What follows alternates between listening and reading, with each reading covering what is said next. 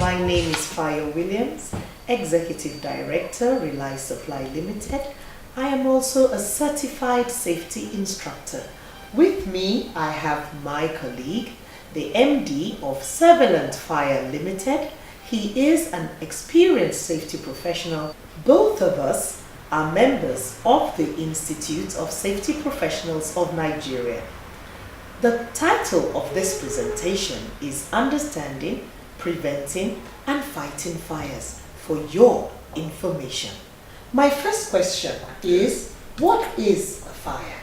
Yeah, basically when we look at fire, scientifically we can say it's just a reaction of three elements which we know, and that is the oxygen, the heat, and then the fuel. Yeah, so those are just reactions. That's scientific definition. But when we look at the layman definition of fire, fire is anything that we know that is hot, and we know that this fire can destroy anything. That's right. And everybody knows that without fire you can't cook your food, you cannot even get some things done. But then fire to us is very friendly, but at the same time it's very, very disastrous. So from what you have said, fire can be your friend and it can also be a foe. Yeah, of and course. that has been the mantra all through the ages. Yes. But now, in terms of understanding fires better, what makes a fire actually start off? Good. You know, we have three elements that basically, if these three elements do not come together, there cannot be any fire. The first one is the oxygen, which is present everywhere. Even as we are seated, we have minimum of 21% of the atmospheric air condition that is oxygen present here, and it's present every time. Then the second one is the fuel. The fuel that we are talking here can either be solid, it can be liquid, it can be gas. Then the third one is the last one, that's the heat. Okay. The heat we are talking here can either strike from the match, aside from the stone, like the Stone Age time, and even be from the sun. It can also be an electrical spark. It can be an electrical spark. So those are the heat. So when these three elements come together, then there will be fire. But the absence of one of these will definitely lift out fire. And that is why the fire can be put out through some of the equipment we're going to show you. Great. Now, sometimes when people think about fuel, they're just thinking about inflammable liquids only.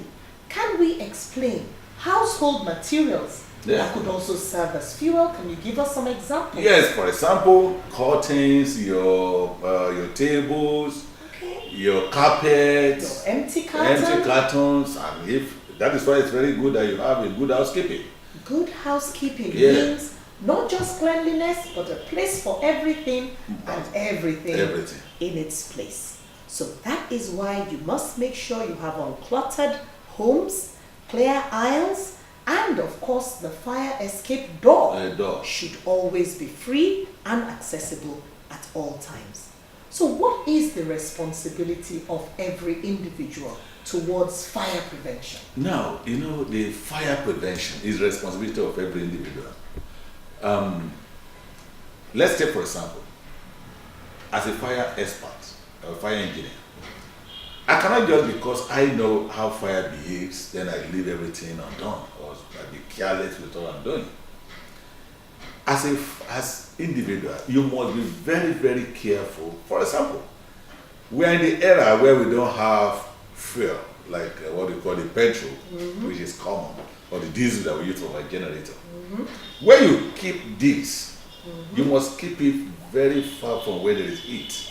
Like we told you before, from what are the components of fire that make up fire, we say when the air is available already. Exactly. Then you have the fuel, like the petrol or the diesel or the gasoline or anything, or even the kerosene.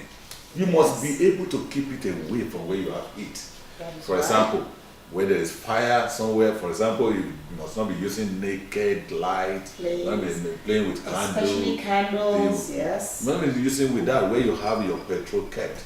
So you have to be very, very careful. Then, like we talk about the housekeeping, you make sure that your house is not clustered together, because in case of any even fire, even after you have put everything in place, you have fire incident, you'll be able to go through the escape route, and your escape route is not clustered. That is right. And in every office or factory, we must have clear signage showing the path for escape. For escape. We've had the incidents of over 109 fires in 39 days in this nation. And so my next question is, what are the types of fire extinguishers we have on hand to help us to fight fires, and in what situations could they be applied? Yeah, thank you very much. You know, like we said, we have various types of fire extinguishers. As we can see here, we have 1 kg dry chemical powder, which is basically for smaller cars. Then we have the 2 kg dry chemical powder. This one is meant for bigger cars like Jeep and all the civilian buses. Then we have the 9 kg dry chemical powder, which this one is basically used at home and offices where we have generator area, and then where we have the gear switch area. You can use this one there. Then you have the CO2. The CO2 is a carbon dioxide, it's a compressed CO2 gas that is there. This one is basically used on electrical fire. Then we have the foam. The foam basically is meant to be used for oil spillage, or where you have the fire as a sort of fuel, or maybe you have explosion or everything. And because what this one does is that immediately you apply it, is form what they call the foam bladder. And the foam bladder will just soothe in the heat. It will go over the spillage and then form the bladder on it and soothe in the heat from it. Now let me just come back to this. You know the TCP we are talking about here. The essence of dry chemical powder is because it absorbs the heat from the fire. I told you earlier on that you have 3 elements. The 3 elements are heat, O2, which is oxygen, and then the fuel. Now, this one will only remove the heat. The CP will remove the heat, but the CO2 will remove the oxygen at that moment. And when the oxygen is removed from the fire is gone. The same thing with the foam extinguisher. The foam extinguisher will remove your heat. So the essence of using fire extinguisher is just to remove at least one element, the element that caused the fire. So when one element is removed, then automatically the fire is out. That is why we are telling you that in each home and in every office, you need at least nothing less than 1, 2, 3, or 4 fire extinguishers located at different places. And I want to let you know again that fire extinguisher is very, very useful for escape. Most especially when there is fire incident at home or in office, you can even carry this one and use it immediately you want to operate. You operate it. You can use it as a way out for yourself. Because by the time you use it, what you are doing at a sweeping position is just to remove the heat on the way, and the fire will be coming down. It will be coming down. You know, when there is fire incident like this, the first thing you need to do is to look at the source of that fire and remove the source. In case you have fire incident in your car, we will advise that you just gently open your bonnet, gently open it, and then use your fire extinguisher, either the 1 kg that you have there or the 2 kg. You apply it, and then the fire will come down gently. Then you can now remove the terminal from the battery head. So immediately you remove the terminal, the whole fire comes down because the power has been removed. That is, the heat has been taken off. Yeah, we also have fire blankets, which is very, very important for every household and for every housewife. The housewife must know how to use it because it's very important for you.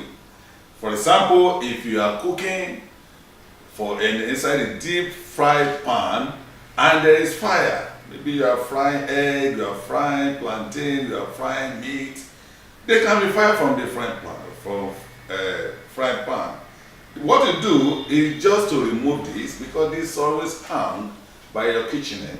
Then you remove it from there. So you remove it, that's how to remove it. And you have this, and then you spread it over the frying pan. Also, for every factory, most especially where they manufacture papers or cartons, this basically can only be used on what they call the class A fire. You cannot apply water on electrical fire. That is why it's very important. You can only use this one where they manufacture all these cartons or in the library. That is the water fire extinguishers.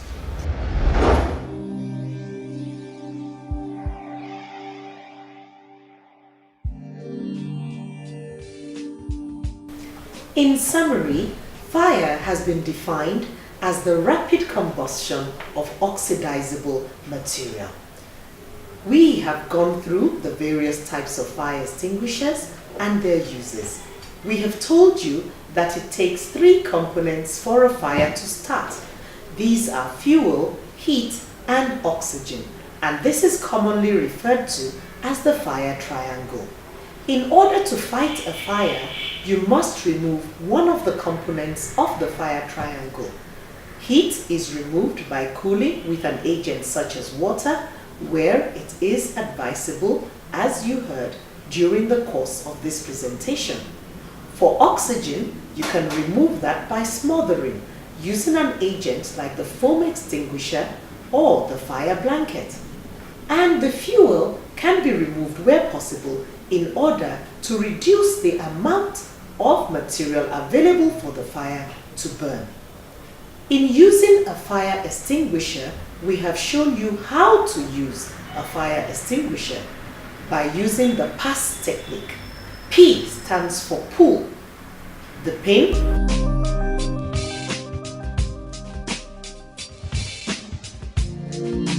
A stands for aim,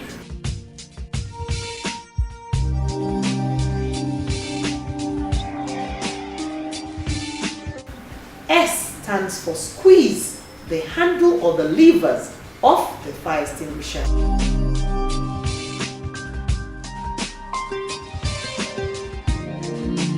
While S stands for sweep, right from the base of the fire, wherever it has started from.